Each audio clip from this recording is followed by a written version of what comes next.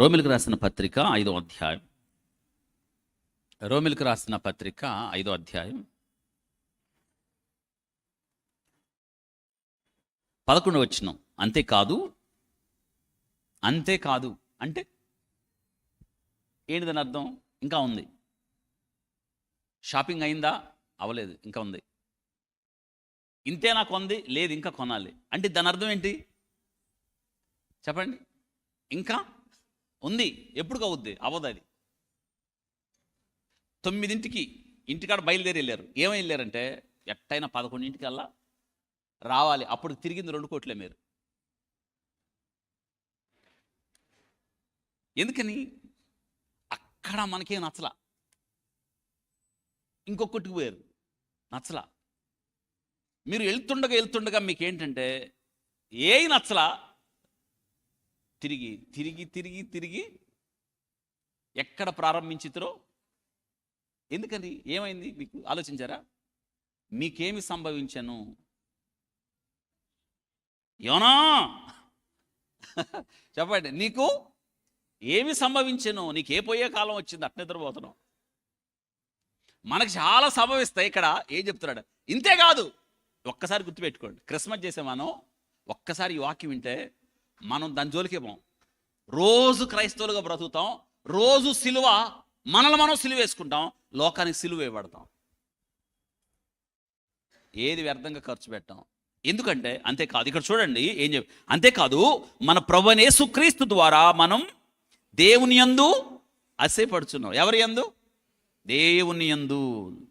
ఆయన ద్వారానే మనం ఇప్పుడు సమాధాన స్థితి పొందియము. ఇప్పుడు చూడండి, అతిశయపడుచున్నాం. ఎవరిని బట్టి?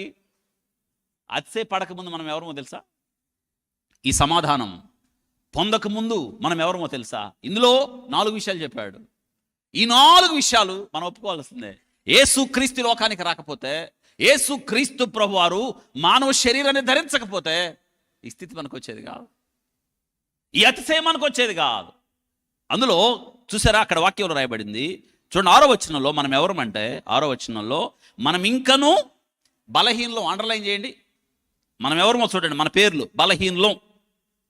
తర్వాత 8వ వచనంలో చూడండి, అయితే దేవుడు మన ఎడల తన ప్రేమను వెల్లడిపరచున్నాడు. ఎట్లా అనగా మనం ఇంకనూ పాపులం. 2 మనం ఇంకనూ పాపులం. 1 బలహీనలం, 2 ఎవరమి? పాపులం. బలహీనులం, దానిలో బలహీనులమైంది. దానిపైన ఇంకోటి ఉంది, యుక్త కాలమున భక్తిహీనులు. మనం ఎవరమి? 2 భక్తిహీనులు అయ్యండి. 1 బలహీనులు, భక్తిహీనులు, తర్వాత పాపులు. ఆ తర్వాత చూడండి 10వ వచనం, మనం ఎవరమి? ఎన్ని వచ్చినాయి మనకి? 4. 1 బలహీనులు, 2 భక్తిహీనులు, 3 పాపులు, 4. ఇది మనం ఒకనప్పుడు. ఈ స్థితి ఎవరు రక్షించాలి మనల్ని? ఈ బలహీనుడిని ఎవరు రక్షించాలి? ఈ భక్తిహీనుడిని ఎవరు రక్షించాలి? చూసారా, ఈ దూరస్థుడైన వ్యక్తి లేదా శత్రువైన వ్యక్తిని ఎవరు రక్షించాలి? అందులో ఒక అద్భుతమైన వాక్యం పౌలు గారు ఏం చెప్తున్నాడు తెలుసా? చూడండి, అందుకే చెప్పాడు. ఏం చెప్తున్నాడంటే చూడండి, నీతిమంతుని కొరకు సైతము ఒకడు చనిపోటారుదు. 7వ వచనంలో, మంచివారి కొరకు ఎవడైనా ఒకవేళ చనిపోవా తెగించవచ్చు. ఇప్పుడు చెప్పండి, ఈ 4 ఉన్న వ్యక్తులు మంచి ఉంటుందా? ఉండదు. ఈ యొక్క చూడండి, ఈ 4 ఉన్న వ్యక్తిలో మంచి ఎందుకు ఉంటుంది? అందుకే 8వ వచనంలో దేవుడు చూడండి తన ప్రేమను వెల్లడిపరుచున్నాడు. ఎట్లనగా మనం ఇంకనూ ఏమై ఉండగా? పాపులమై ఉండగా. మనం ఇంకనూ పాపులమై ఉండగా అని మన కొరకు చనిపోయాడు. ఇందులోనే 8వ అధ్యాయంలో ఏం చెప్పాడు తెలుసా? 8వ అధ్యాయంలో చూడండి, 8వ అధ్యాయం 32. ఇదే క్రిస్మస్ అంటే.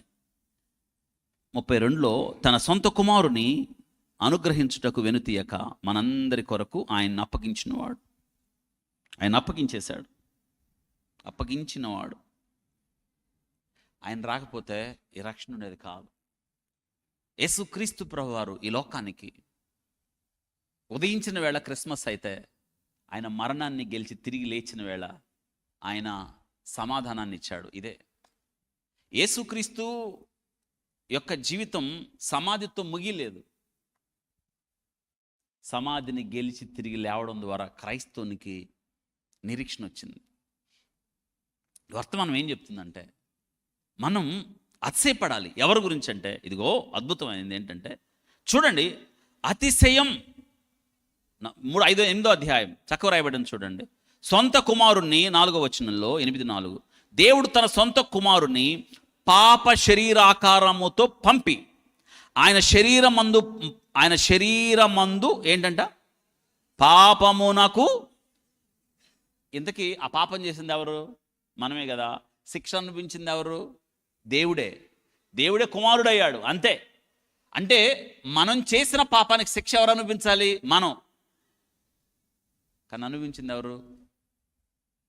అందుకే ఆయన ఈ లోకానికి వచ్చాడు. ఒక్క విషయం తెలుసా, యేసుక్రీస్తు ప్రభువారు ఎందుకు వచ్చాడు అంటే ప్రాణం పెట్టడానికి వచ్చాడు, చనిపోవడానికి వచ్చాడు.